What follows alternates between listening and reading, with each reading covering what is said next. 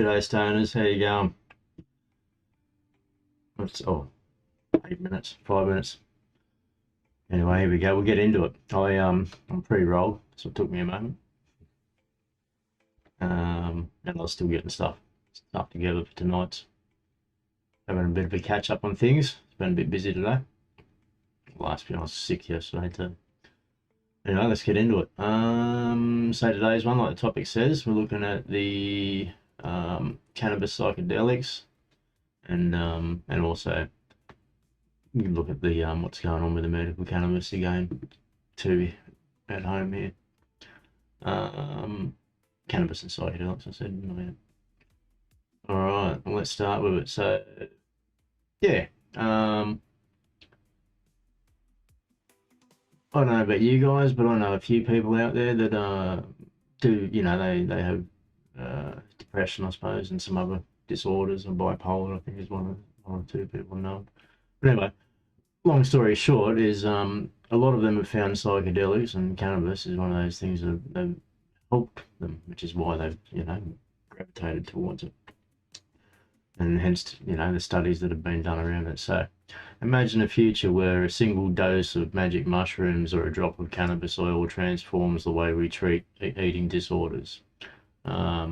Today we're unpacking two stories, and one's about this one, the psychedelics, and treating, well, actually it was a study done around eating disorders, and the effects of psychedelics and other drugs, actually, which we'll dive in deeper as we go, and how they affected people, positively or negatively.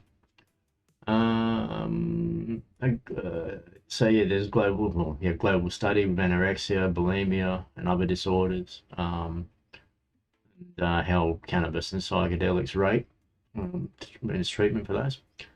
And then again, like I say, we're going to look at that medicinal cannabis, Australia's medicinal cannabis system that's sort of crying out for reform, and we're seeing changes happen, which is happening because of the way it's same kind of story where it's gone a little bit wild, had to be pulled back in because people took advantage, I suppose, or maybe not took advantage, but let things get out of control on them or something. To be fair, shouldn't be so harsh on, I suppose. Maybe things just got out of control, but you should still be spending the time to know your patients. So yeah, cannabis and psychedelics and eating disorders. Eating disorders affect an estimated 16 million people worldwide. Yet, most people go to antidepressants and therapy for treatment of it. And patients are often left feeling, stuck in a rut, with the same old sort of ongoing thing, and still having episodes and stuff like that, or problems with their eating disorders.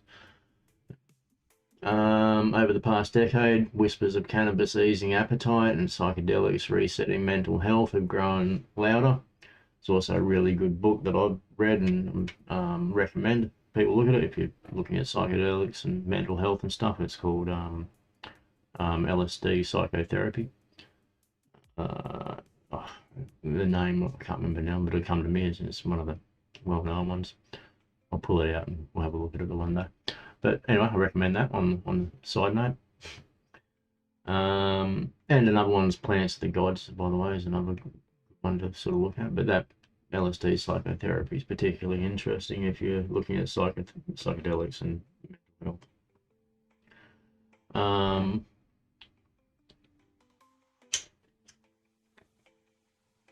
Now have they gone? All right. So they've been. A team of researchers surveyed over 7,600 individuals across 83 countries living with anorexia nervosa, bulimia, and related conditions. Participants rated a range of substances: cannabis, psilocybin, LSD, antidepressants. I guess broad range going on there, I suppose. Even alcohol and nicotine. So throw in those two as well, see how that goes. see how well they ease their, mostly this is the eating disorders, but you know, they kind of, it's a mental health problem as well. So what did it find? Cannabis topped the chart, obviously, I guess. We just kind of knew that was going to happen, I suppose, for you know, helping with the boosting appetite, and apparently made food feel more rewarding again. I guess because that's part of it when people have those eating disorders. Whether it's, you know, mostly it's one way or the other, in it, but it goes both ways. Psychedelics like magic mushrooms and LSD, even when used just once or twice a year, delivered surprising durable relief in anxiety and depression tied to eating issues. Again, actually, if you want to look at, I meant to pull it out and I will, but for next one we do. But there's a really good book called The Future is Fungi.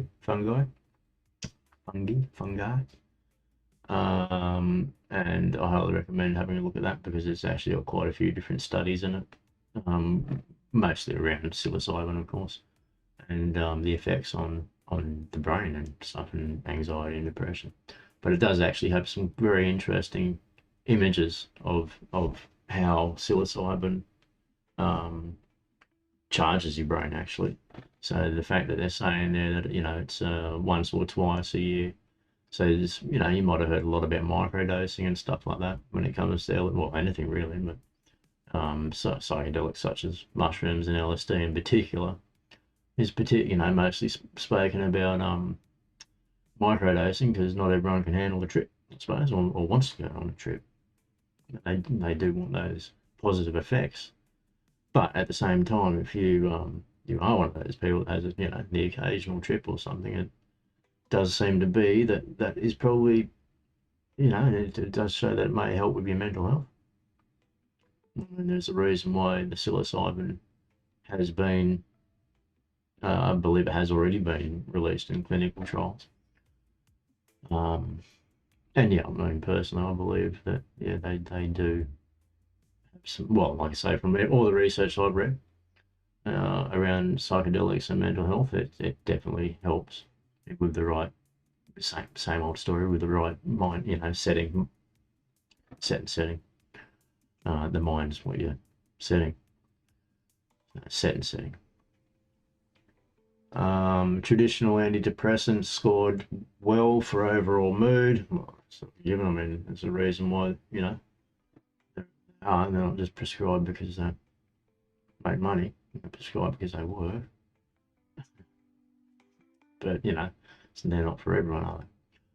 But fell short on the core eating disorder symptoms, so fear of weight gain or inability to enjoy meals. So I'd say it'd be pretty neutral, the mood, I guess, by the sound of that. Substances like alcohol, nicotine, and cocaine. So they've even tested with that, okay.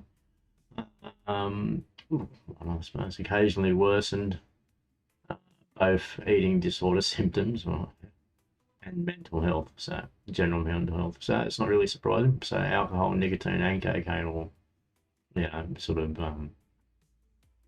worsened your eating disorders. You know, most of those anyway. Mental health in particular, I'd say.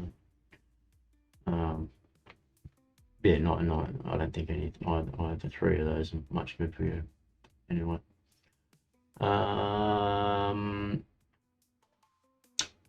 Of course, surveys capture perception, not controlled outcomes. That's why the University of Sydney's Lambert Initiative for Cannabinoid Therapeutics, I forgot about that, Lambert Initiative, is gearing up for clinical trials this year. They're planning rigorous studies of psilocybin in anorexia nervosa and cannabinoid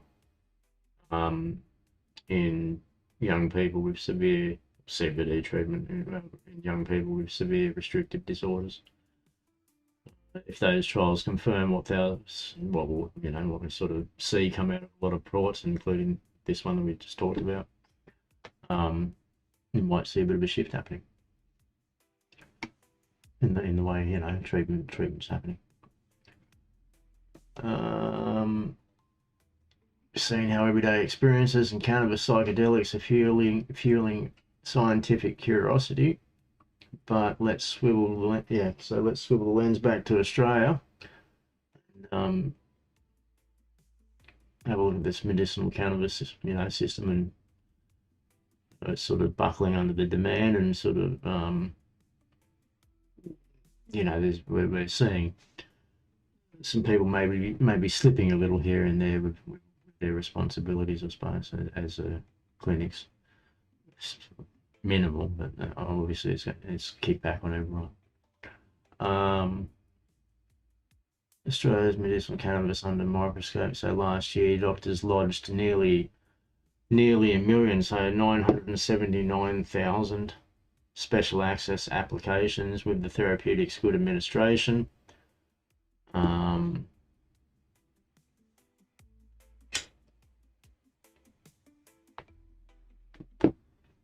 So it's done by case, as we know, but it's the main highway for anyone seeking a cannabis prescription, because it's the only way you can seek any cannabis legally in Australia. So that's of course why there's going to be such a high demand for it, because actually Australia itself is one of the highest consumers of cannabis. Those along with other things. Australians like their drugs, apparently. And the whole world seems to like cannabis. It's only most, a good chunk of it does anyway. So anyone seeking prescriptions, and that's why it's getting swamped like it is. I mean, that's obvious, isn't it? It'll continue to get swamped unless there's some other avenue for other people to get it, because then you would have the people that want to go through that avenue getting it that way, and the others who just want to get it the other way getting it that way safely. Whereas, and overall, it's going to be much better on the public health system, obviously, for everyone, if both parties have access to something. Because what they've got access to now, if they can't get it through this system, is far worse to their health than good cannabis ever will be. That's a fact. Or any fucking good drugs, I suppose, really. That's a fact. And the bigger health problem is the actual illegal drugs, and the fact that they're they're unregulated. They're not tested. They're not clean. You don't know what's in them. You don't know what you're getting. I do think that the requirements for the legal cannabis, I believe everywhere anyway, regardless of whether it's medical or not, is that they do have to dry it to something like 10% or something. It's ridiculous, but it's to ensure no mold and stuff like that. I get that, but the problem is that you lose all your terps. I guess some of them may be adding them after. I get you do have those, but a lot of people have said they don't like that. So most medicinal cannabis products on the market remain unapproved by the TGA, which I did mention the other day, actually, a few days ago, or last week, a couple of weeks ago. Safety and efficiency are patchy. Well, it's kind of true, I suppose, but not with the ones who are doing it properly. And telehealth clinics and all those are absolutely swamped.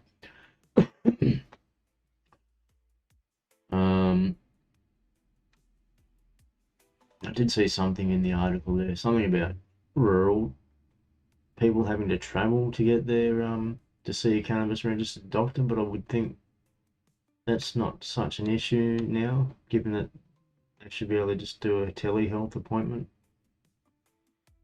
I'm assuming.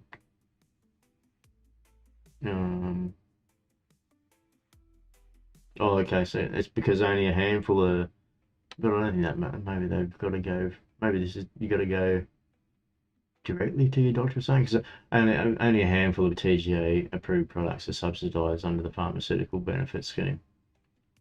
You have to look up more if that's applied to you. Yeah. So I don't know. There's something in that, but it seems to be a rural sort of thing, I suppose. Regional.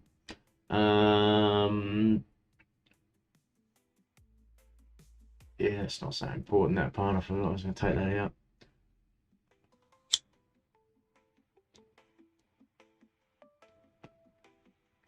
So, as we've seen the last couple of weeks there, APRA, TGA have been, slamming the brakes on, because people, well, they were, possibly not keeping their eye on the ball, or they were just not doing the right thing. I don't know. But it was really a minority, unfortunately, but it's, obviously it's an issue. Especially with the results that came from their actions, unfortunately. Experts calling for three. Okay, what have we got? National accreditation program, so every prescriber meets consistent training standards. Yeah, okay, we did mention this. Okay, this is that other bit. Mandatory collection of patient usage and outcome data to build an evidence base.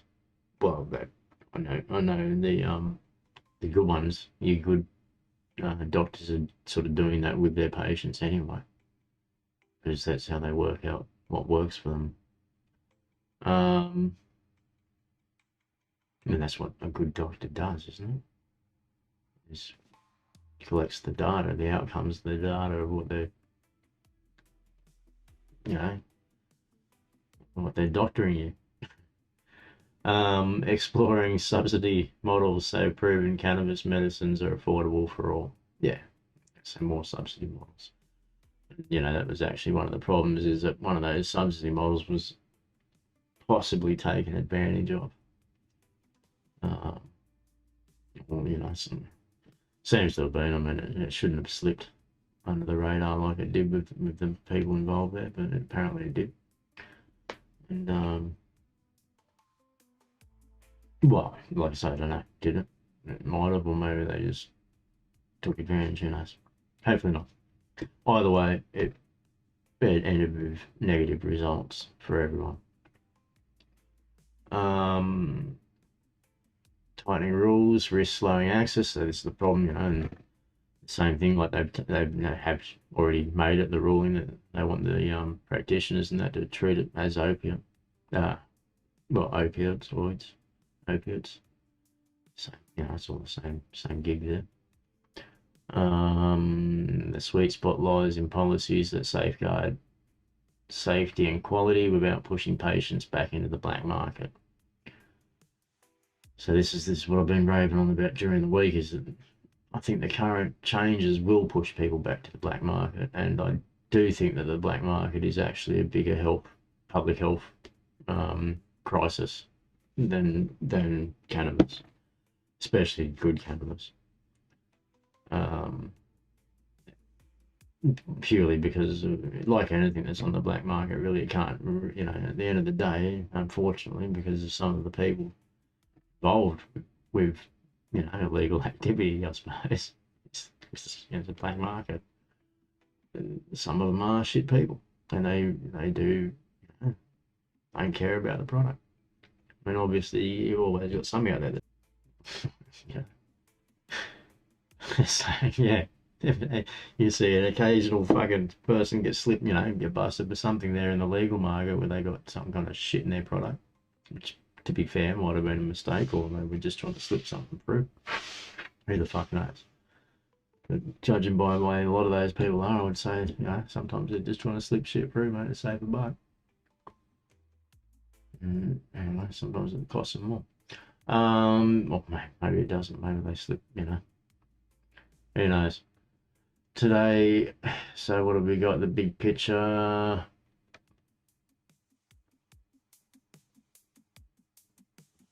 One-on-one first-hand reports are elevating cannabis and psychedelics from fringe to front line in eating disorder care. On the other, Australia's cannabis framework is straining under demand, and and we're seeing some reform happening around it now. The TGA and APRA's things, and the advertising as well. With APRA, that's where they're involved. Yeah, kicking back, but when you see the story behind why they've sort of kicked like they have, And yeah, well, I've talked about it the other week, so if you want to know more, go back to that one. But we covered the main reasons this is sort of going on. But I still think it is madness in the fact that it's, you know, it shouldn't be associating with opiates, and driving people back to a black market is not good for the overall public health system. I mean, that's obvious, isn't it?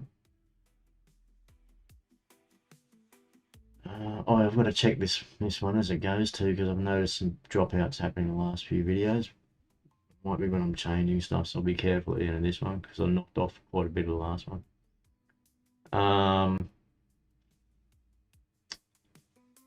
Yeah, so that's pretty much it, I suppose. Yeah. If you found all that info useful, you like going through the news with me, drop a subscribe, like, hit the bell too, so you know when the live videos come up.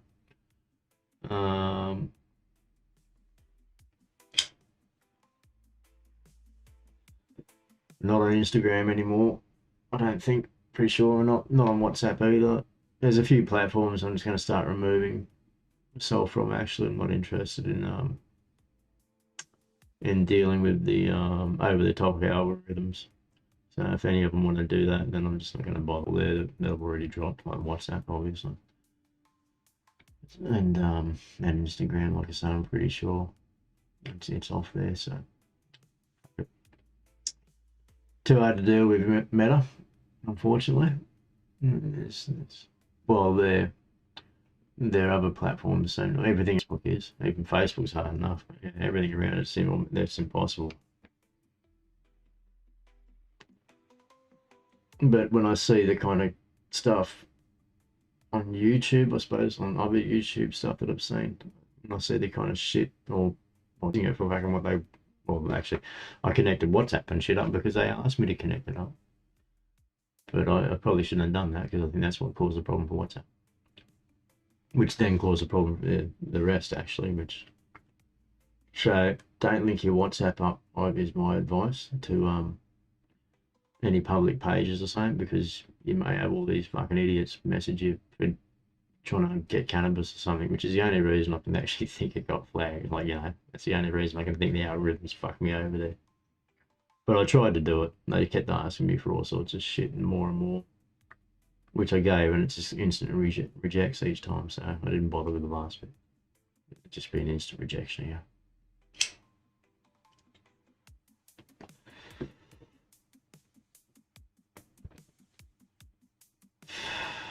But yeah, that's covered everything. I'm a bit reluctant to shut this down straight away because like I say, I don't know. I'm cutting it off when I'm changing the scene. I'll go have a look where we're at, and then I'll see make sure it's finished. Like a finished text, no talking. Or I switch the scene here because I know it lags a touch behind.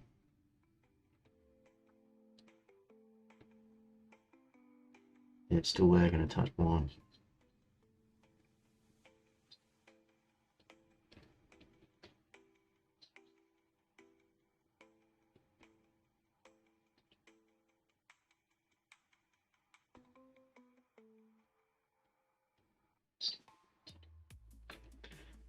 Alright, it's caught up enough. I can see. Anyway, I'll work out why it's cutting off, but it won't tonight, except unless it does now.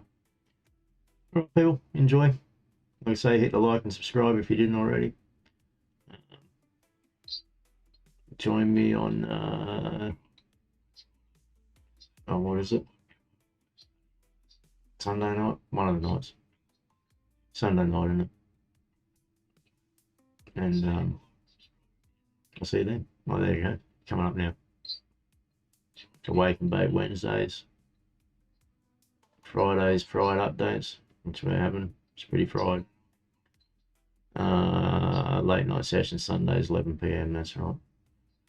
All right, people. Enjoy. See you then.